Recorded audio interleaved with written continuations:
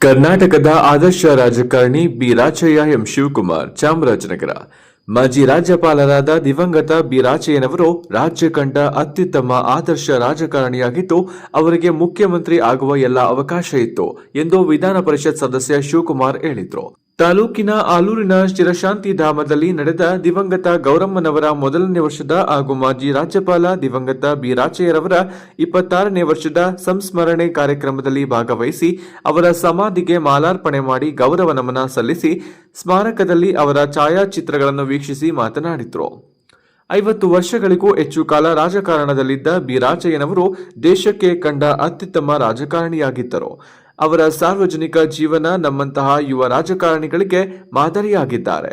ಮೈಸೂರು ಹಾಗೂ ಚಾಮರಾಜನಗರ ಭಾಗದಲ್ಲಿ ಅವರು ಮಾಡಿರುವ ಜನಪರ ಕೆಲಸಗಳು ಇನ್ನೂ ಜೀವಂತವಾಗಿವೆ.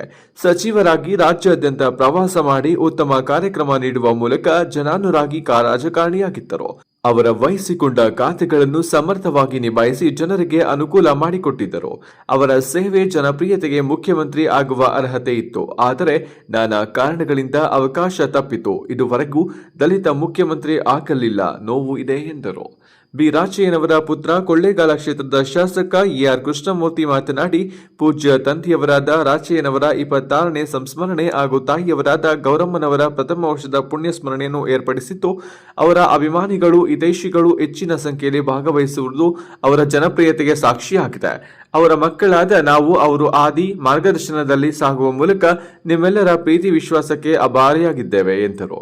ಕಾರ್ಯಕ್ರಮದಲ್ಲಿ ಜಿಲ್ಲಾ ಪಂಚಾಯತ್ ಮಾಜಿ ಸದಸ್ಯ ಆರ್ ಬಾಲರಾಜು, ಎಆರ್ ಪ್ರಭಾವತಿ, ವೇದಾವತಿ, ಉಮಾಪತಿ, ಆರತಿ ತ್ರಿವೇಣಿ, ಮಾಜಿ ಸಚಿವ ಬಿಬಿ ಲಿಂಗಯ್ಯ, ನಿವೃತ್ತ ಅಧಿಕಾರಿಗಳಾದ ಪುಟ್ಟಮಾದಯ್ಯ, ನಿವೃತ್ತ ನಿರ್ದೇಶಕ ವೆಂಕಟೇಶ್, ಮಂಜುಳಾ, ಕೃಷ್ಣಮೂರ್ತಿ, ವಿಜಯಲಕ್ಷ್ಮಿ, ಬಾಲರಾಜು, ಶ್ರೀವರ್ಧನ್, ರೋಷಿತ್, ಪ್ರದೀಪ್ ಕುಮಾರ್, ನಿವೃತ್ತ ಐಪಿಎಸ್ ಅಧಿಕಾರಿ ಬೋಳಯ್ಯ, ಕಾಡಾ ಅಧ್ಯಕ್ಷ ಪಿ ಮರಿಸ್ವಾಮಿ, ಜಿಲ್ಲಾ ಪಂಚಾಯತ್ ಮಾಜಿ ಅಧ್ಯಕ್ಷ ಎಂ ರಾಮಚಂದ್ರ, ಉಪಾಧ್ಯಕ್ಷರಾದ ಅಯ್ಯನಪುರ ಶಿವಕುಮಾರ್, ಕೇತಮ್ಮ, ಯೋಗೇಶ್, ಸದಸ್ಯರಾದ ಕೊಪ್ಪಳ್ಳಿ ಮಹದೇವನಾಯಕ, ಕೆರೆಹಳ್ಳಿ ನವೀನ್, ಎಸ್ ಸೋಮನಾಯಕ, ಕೆಪಿ ಸದಾಶಿವಮೂರ್ತಿ, ಕಮಲ್, ಲಕ್ಷ್ಮೀ ಪುಟ್ಟಸ್ವಾಮಿ, ಚೂಡಾ ಅಧ್ಯಕ್ಷ ಮಹಮ್ಮದ್ ಅಸರ್, ಬ್ಲಾಕ್ ಕಾಂಗ್ರೆಸ್ ಅಧ್ಯಕ್ಷರಾದ ತೋಟೇಶ್ ಗುರುಸ್ವಾಮಿ, ಪ್ರಭು ಪ್ರಸಾದ್, ಹೊಂಗನೂರು ಚಂದ್ರು, ಚಾಮುಲ್ ಅಧ್ಯಕ್ಷ ಶಿವಕುಮಾರ್, ನಿರ್ದೇಶಕ ರೇವಣ್ಣ, ಹೊಂಗನೂರು ನಂಜಯ್ಯ, ಪು ಶ್ರೀನಿವಾಸ್ ನಾಯಕ, ದಲಿತ ಮುಖಂಡ ವೆಂಕಟರಮಣಸ್ವಾಮಿ, ಪಾಪು, ಎಪಿಎಂಸಿ ಮಾಜಿ ಅಧ್ಯಕ್ಷ ಬಿಕೆ ರವಿಕುಮಾರ್, ಜಿಲ್ಲಾ ಗ್ಯಾರಂಟಿ ಯೋಜನೆಗಳ ಅನುಷ್ಠಾನ ಸಮಿತಿ ಅಧ್ಯಕ್ಷ ಎಚ್ವಿ ಚಂದ್ರು, ಮುಖಂಡ ಕಂದಹಳ್ಳಿ ನಂಜುಂಡಸ್ವಾಮಿ, ಮಹದೇವ ಪ್ರಸಾದ್,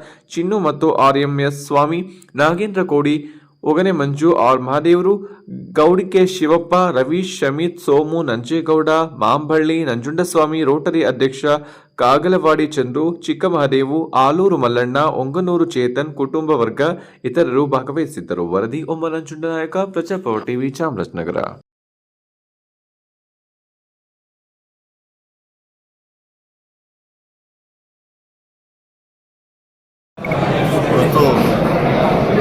ರಾಜ್ಯದ ಸಜ್ಜನ ರಾಜಕಾರಣಿಗಳು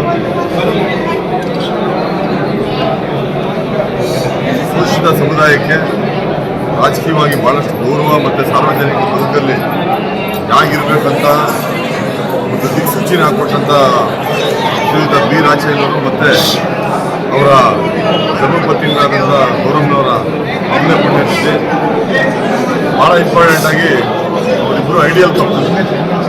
ಒಬ್ಬ ರಾಜಕಾರಣಿ ಭಾಳ ಸಕ್ಸಸ್ಫುಲ್ ಆಗಿರ್ಬೇಕಾದ್ರೆ ಅವರ ಮನೆಯವರು ಹೆಂಗೆ ಇರಬೇಕು ಅನ್ನೋದ್ರ ಬಗ್ಗೆ ಬಿ ರಾಚಯ್ಯನವ್ರ ಕುಟುಂಬನೇ ಇವತ್ತು ಕರ್ನಾಟಕಕ್ಕೆ ಮಾದರಿ. ಇಂಥದ್ದು ಒಂದು ಅರ್ಧ ಡಜನ್ಗಿನ್ನೂ ಕಡಿಮೆ ಇರಬೇಕಂತ ಈ ಥರದ ಫ್ಯಾಮಿಲಿಗಳು. ಹಂಗಾಗಿ ಸಾರ್ವಜನಿಕ ಬದುಕಲ್ಲಿದ್ದು ಯಾವುದನ್ನು ದುರುಪಯೋಗ ಪಡಿಸ್ಕೊಂಡೆ ಆದಷ್ಟು ಸರಳವಾಗಿ ಬದುಕಿ ಏನು ಈ ಭಾಗದಲ್ಲಿ ಇರ್ಬೋದು, ಕರ್ನಾಟಕದಲ್ಲಿ ಇರ್ಬೋದು, ಭಾಳಷ್ಟು ಒಳ್ಳೆ ಕೆಲಸಗಳು ಮಾಡಿದ್ದಾರೆ. ಹಂಗಾಗಿ ಅವರು ಇಂಥ ಒಂದು ಮಾನ್ಯ ಮುಖ್ಯಮಂತ್ರಿಗಳಿಗೆ ನಾನು ಈ ಸಮಯದಲ್ಲಿ ನಾನು ಧನ್ಯವಾದಗಳು ಹೇಳೋಕ್ಕೆ ಇಷ್ಟಪಡ್ತಾ ಇದ್ದೀನಿ. ಇದಕ್ಕೆ ₹1 ಕೋಟಿ ಕೊಟ್ಟು ಏನು ಒಂದು ಸ್ಮಾರಕ ಮಾಡಿಕೊಟ್ಟಿದ್ದಾರೆ.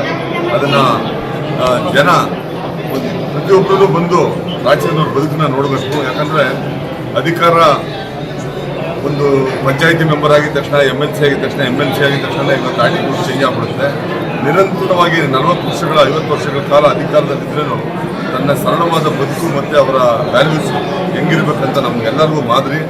ಅವರ ಒಂದು ಪುಣ್ಯ ಸ್ಮರಣೆಗೆ ನನಗೆ ಹಿರಿಯರಾದಂಥ AR ಕೃಷ್ಣಮೂರ್ತಿಯವರು, ಅವರ ಸುಪುತ್ರರು ಕರೆದಿದ್ದರು. ಹಾಗಾಗಿ ನಾನು ಬಂದಿದ್ದೇನೆ.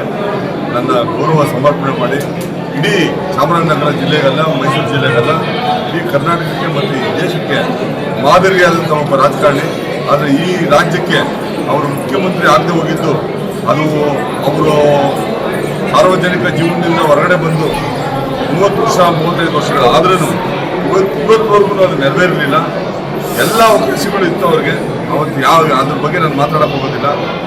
ಈ ಶೋಷಿತ ಸಮುದಾಯಕ್ಕೆ ಮತ್ತು ಒಬ್ಬ ಸರಳ ಜೀವನ ಮಾಡಿದಂಥ ಒಬ್ಬ ರಾಜಕಾರಣಿ ಮುಖ್ಯಮಂತ್ರಿ ಆಗೋದು ತಪ್ಪಿರೋದು ಇವತ್ತು ಇನ್ನೂ ನಮಗೆ ಆ ನೋವು ಇನ್ನೂ ಆರಿಲ್ಲ ಅಂತ ನಾನು ಹೇಳೋಕ್ಕೆ ಇಚ್ಛೆ ಪಡ್ತಾ ಇದ್ದೇನೆ.